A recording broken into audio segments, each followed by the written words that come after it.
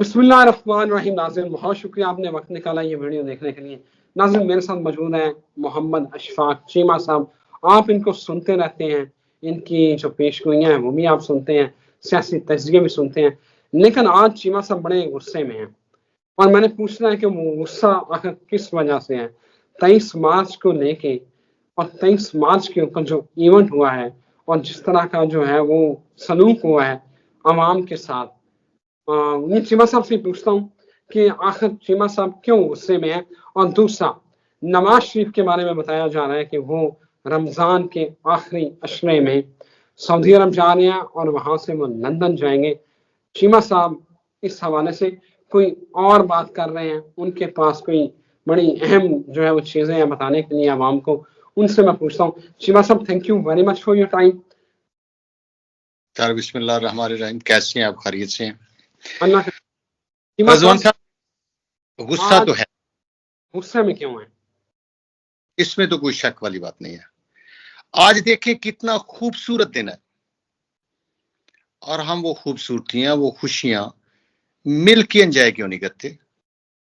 क्या ये मुल्क सिर्फ हुक्मरानों का है कि जो इस कुर्सी पे बैठ जाएगा वो खुदा बन बैठेगा? हमारा मुल्क नहीं है। जो दूसरे लोग हैं, जो गवर्नमेंट से बाहर हैं, उनका ये मुल्क नहीं है। इनको कब समझ आएगी यार? 70 साल के बूढ़े हैं, कब्र में इनकी टांगे हैं। ये हमारे लिए क्या छोड़ के जा रहे हैं? अब तो हम भी आई एम बिटवीन 50 और 60 के दरमियान। हम समझते हैं हम बूढ़े हैं, हमारी गेम खत्म हो चुकी है। ये लाइफ, ये जिंदगी, ये लाइफस्टाइल हमने बच्चों को देना है। लेकिन क्या देना है? क्या सब लोग नफरतें ही बखेरते जाएंगे? क्या सदर सिर्फ आसिफ अली जरदारी है? जिस बंदे ने इलेक्शन लड़ा है, जो सेकंड टू प्रेसिडेंट आया है, यार उसका ये मुल्क नहीं है। वो मुहिब्बे वतन नहीं है। उसकी कुछ स्टेटमेंट नहीं चल सकती, उसका कोई बयान उसको बुलाया नहीं जा सकता। वो तो बड़ा प्रो डेमोक्रेटिक इंसान है। उसने तो हमेशा डेमोक्रेसी के लिए वर्क किया है, हमेशा आवाज बुलंद की है। ये क्या मसला क्या है? मेरी समझ से बाहर है। इनको खतरा किस चीज का हो जाता है जब ये उस कुर्सी पे बैठ जाते हैं? ये दो ही बंदे हैं सिर्फ जिनकी स्टेटमेंट चलनी है, या दूसरे जो वजीर हैं। मैं ये नहीं कहता कि जो पहले वाले थे वो को आइडियल थे। वो खुदा के लिए कोई बंदा तो एग्जाम्पल सेट कर जाए। ये मुल्क सब लोगों का है। ये सिर्फ उसका नहीं है जो कुर्सी पे बैठा होता है। सिर्फ वो ही मुहिब्बे वतन नहीं होता। यहाँ पे सब लोग ही मुहिब्बे वतन है, सबका इसमें हिस्सा है। और जो कौम के बड़े बड़े लीडर हैं, भाई ठीक है, हुकूमत है आपके पास, मान लिया हमने, हम डेमोक्रेटिक, वोट तो किसी और के पास है। उसकी स्टेटमेंट चलने से टीवी जल जाएंगे, आवाम के कान फट जाएंगे। यार कभी ऐसे खूबसूरत दिन आते हैं, उन खूबसूरत दिनों को खूबसूरत तरीके से ही एंजॉय करना चाहिए। और हमारी आने वाली नस्लें जो हैं उनके लिए कुछ बेहतरी के रास्ते बना के जाएं।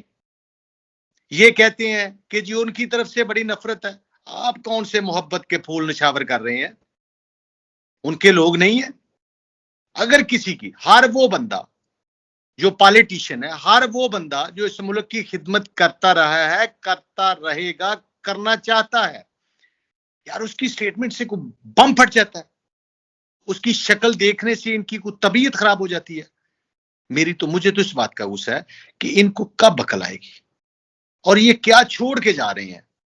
हाउ लॉन्ग सॉरी, कि जो इस कुर्सी पे बैठा है, जो हुक्मरान है, उन्होंने कौम को तकसीम किया है 23 मार्च के ऊपर। डेफिनेटली किसी और का बयान है क्या? दूसरे मुल्क जो डेमोक्रेटिक मुल्क है, जहां पे डेमोक्रेसी है, क्या वहां पे भी ऐसी होता है? जिनको आप फॉलो करना चाहते हो वहां पे भी ऐसी होता है? अच्छा, किसी का स्टेटमेंट आने से फर्क क्या पड़ता है? मुल्क की मजबूती आएगी ना, यकजहती का पैगाम जाएगा ना, इससे फर्क क्या पड़ेगा? क्या उसकी तस्वीर आ जाएगी, किसी बंदे की तस्वीर आ जाएगी, किसी अपोजिशन वाले का बयान आ जाएगा? वो भाई मुल्क के हक में आना है ना, शोहदा के हक में आना है ना, तो क्या फर्क पड़ेगा? बच्चों को समझ लगेगी, आने वाली नस्लों को समझ लगेगी कि कुछ मौके ऐसे होते हैं जहां पे सारी कौम इकट्ठी होती है, जो कि होती रही है। ये कोई पहली दफा नहीं है यार। 70 में तकसीम इससे ज्यादा थी और जबान भी बड़ी सख्त इस्तेमाल की जाती थी। पता नहीं, ये तो सियासत भी नहीं पढ़ते यार। जो 70s वाले, जो उस जमात के पासबान हैं, जो उसके वाली वारिस बनते हैं, वो ही पढ़ लें, वो ही देख लें कि जब भी जरूरत पड़ती थी, वो जो हुक्मरान था, वो जो कुर्सी पे बैठा हुआ था, वो जिसका नाम लोगों ने जुल्फकार अली भट्टो सुना है, क्या वो इकट्ठे नहीं करते थे? क्या सारी जमातें इकट्ठे नहीं होती रही? क्या जब भट्टो साहब इंडिया गए थे, सारे अपोजिशन के लीडर उनको छोड़ने के लिए नहीं गए थे? उनके इख्तलाफात आज से ज्यादा थे। तब भी लोग जेलों में थे। तब वली खां हैदराबाद का जो केस, साजिश केस था, उसमें अंदर नहीं थे। लेकिन फिर भी जब भी मुल्क को जरूरत पड़ी, सब लोगों को बुलाया गया, बिठाया गया, बात की गई, बात सुनी गई। आपका चीमा बात में है कि स्टेटमेंट चाहिए थी, उसकी पैगाम आना चाहिए था। महमूद खान अचकजई की स्टेटमेंट चलनी चाहिए थी, बैरिस्टर गौहर की चलनी चाहिए थी। आपका गुस्सा इस बात में है? रजवान साहब क्यों नहीं? आप बताएं, ये तरह मारे सिर्फ हुक्मरानों का है? ये इस मुल्क के सिर्फ यही वारिस हैं, ये बानी है, ये मालिक हैं।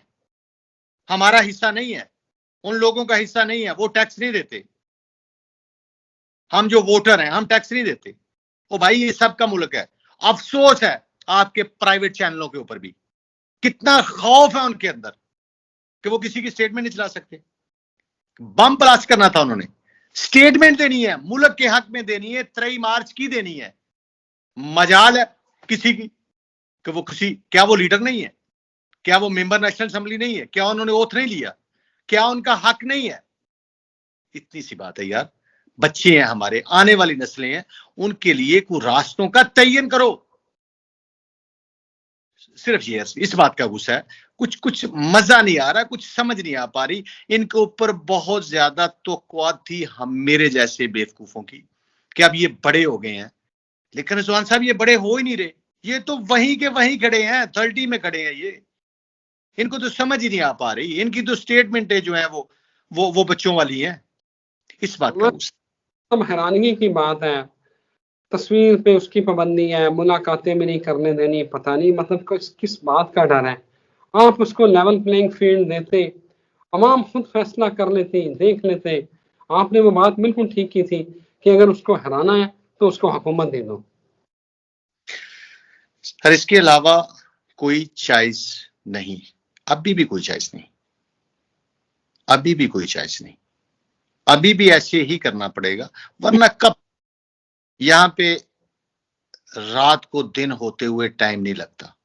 हुआ है ना, गैर इखलाकी सी बात है, अमानत है किसी की। आज कुछ लोगों के साथ बैठे हुए थे अफ्तारी में, ये बात हो रही थी। कुछ इनके एमपीएस एमएनएस बैठे हुए थे वहां पे, ये बात हुई जी।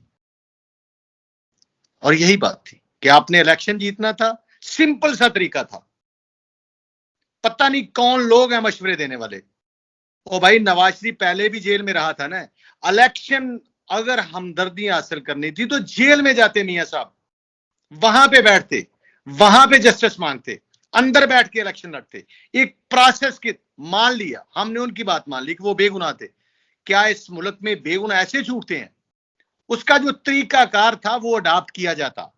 ये तरीकाकार नहीं है, ये तरीकाकार नहीं है। क्या आपकी गवर्नमेंट आ गई है, अब मियां साहब के बच्चे तशरीफ ले आए हैं, अब सब ठीक हो गया, अब वो पाकिस्तानी सिटीजन भी हो गए हैं, अब सारी वो भाई जो लोगों के साथ सलूक किया जाता है उस सलूक के साथ ही बाहर आते, इनके हालात बेहतर हो जाते। अब भी अगर ये चाहते हैं कि इनके मामलात पब्लिक में, कुर्सी पे तो बैठे हैं, कितनी देर बैठे रहेंगे, कितनी देर चला लेंगे? ये कौन सी हुकूमत है जैसी ये कर रहे हैं या करना चाह रहे हैं? कुछ ना कुछ किसी और तरफ जाना पड़ेगा, नए रास्तों का तयन करना पड़ेगा मेरे भाई। ये नफरत की सियासत को खत्म करना पड़ेगा। ये एक तरफ से नहीं होती। मैं ये बात मानने को तैयार ही नहीं हूं कि ये सिर्फ इमरान खान की तरफ से है। भाई, आप कौन सी मोहब्बत कर रहे हैं? आप कौन सा डेमोक्रेटिक हैं? आप क्या कर रहे हैं? आप भी तो वही कर रहे हैं ना। अगर आप कहते हैं कि खान साहब गलत कर रहे थे, तो फिर आप सही करें। आप भी तो गलत कर रहे हो, आप ये मानते हैं कि हम भी वही कर रहे हैं जो खान साहब कर रहे थे। तो यार लोगों को बच्चों को, नई नस्ल को बताओ कि डेमोक्रेसी कुछ और चीज है। डेमोक्रेसी घर में 4 बंदे हैं, हर बंदे ने अपनी मर्जी से वोट डालना है। क्या मेरा कहने पे वोट नहीं डालेगा मैं उसको घर से निकाल दूं? बिल्कुल सही आप तो कर रहे हो, मुल्क से निकाल दूं लोगों को। चीमा साहब का बताएं, आप नवाज शरीफ पे आए, खबरें ये चल रही हैं कि नवाज शरीफ साहब जो है ना वो जा रहे हैं सऊदीया और वहां से लंदन जा रहे हैं। आपके पास क्या कहते हैं, क्या इल्म कहता है, आपके खबरें, आपके जो खबरी हैं वो क्या बता रहे हैं? रजवान साहब, सब बड़े बड़े लोग यही कह रहे हैं, और यहां पे बात वो होती है जो लोग सुनना चाहते हैं, उसके लिए व्यूज आते हैं, उसके लिए लोग देखते हैं। इन मेहरबानों ने लोगों को 2-3 हिस्सों में तकसीम कर दिया है। वो तकसीम जो है ना वो अपनी अपनी मर्जी की बात सुनना चाहते हैं, और ये जो आपके दोस्त हैं ये सारे वो बात करते हैं जो वो सुनना चाहते हैं। अब ये सब लोग, मैंने भी कुछ बड़े बड़े लोगों को सुना है, किसी की चिड़िया बोल रही है, किसी के सोर्स बोल रहे हैं कि मियाँ साहब जा रहे हैं जी, मियाँ साहब जा रहे हैं, मियाँ साहब जा रहे हैं। रजवान साहब ये लिख के रख लें फिर बात आज मेरी, जैसे मैंने अर्ज किया था कि मियाँ साहब वजीर आजम नहीं बन सकते, दिन दूसरी तरफ से निकल आएगा। रजवान साहब मियाँ साहब नहीं जा रहे, ये मेरी आज की बात याद रखना। मियाँ साहब यहीं पे हैं, मियाँ साहब मरियम बीबी के साथ हैं,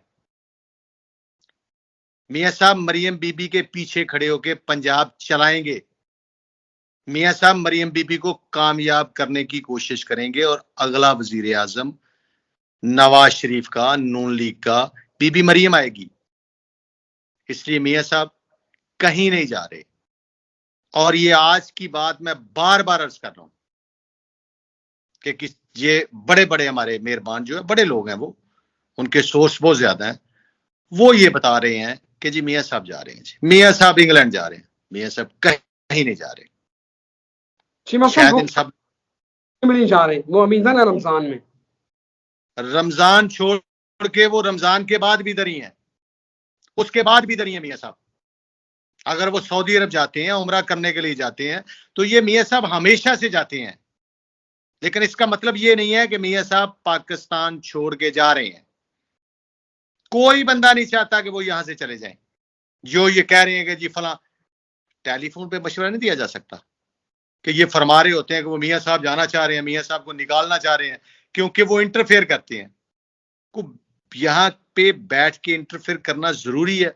नहीं जनाब, हम लाख इख्तलाफ करें मरियम के साथ, मरियम ने बाप के लिए कुर्बानी दी थी, बेटों के होते हुए।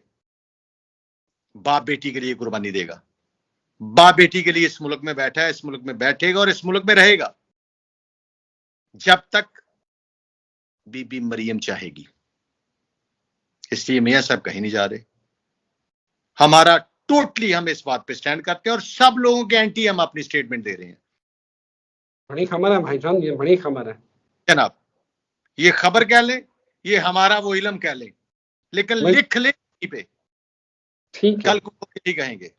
आज की डेट नोट कर लें, आज की डेट तक सब लोग कह रहे हैं कि वो जा रहे हैं, मियाँ साहब नहीं जा रहे। बिल्कुल ठीक है। थैंक यू वेरी मच साहब, थैंक यू वेरी मच। मेहरबानी। आज बारिश करते हैं इनके ऊपर, खुदा के लिए इस मुल्क को जोड़ो। आपका चल चलई है, कोई आज है कोई कल है। मौत से डर भी बड़ा है हम सब लोगों को, हम उम्र के उस हिस्से में है। बच्चों के लिए कुछ छोड़ के जाए, लोग आपको याद करें यार, को अच्छे लफ्जों में आपका जिक्र किया जाए। क्या करेंगे आप, और क्या कर लेना आपने, और कितनी हुक्मरानी कर लेनी है। तो ये काम है कि लोगों को ये दिन होते हैं, 3 मार्च है यार, जोड़ो लोगों, मोहब्बतें बांटो, बुलाओ 2-4 अपोजिशन वालों को। क्या क्या हो जाएगा यार, क्या बिगड़ जाएगा आपको। ये जो 2-4 इनको देख देख के लोग तंग आ जाते हैं, पसंद नहीं करते। मिल बैठेंगे तो शायद कुछ हम लोग भी मिल बैठेंगे, जो तफरीक इन्होंने घर घर पैदा कर दी है, शायद वही मिर्चे कोई नफरतें कम हो जाए। अल्लाह हाफिज, अल्लाह आपका हामी। Okay, thank you very much नाज़रीन, बहुत वक्त निकाला ये वीडियो देखने के लिए। एक नई वीडियो के साथ फिर हाजिर होंगे। इजाजत दीजिए। अल्लाह निगहबान।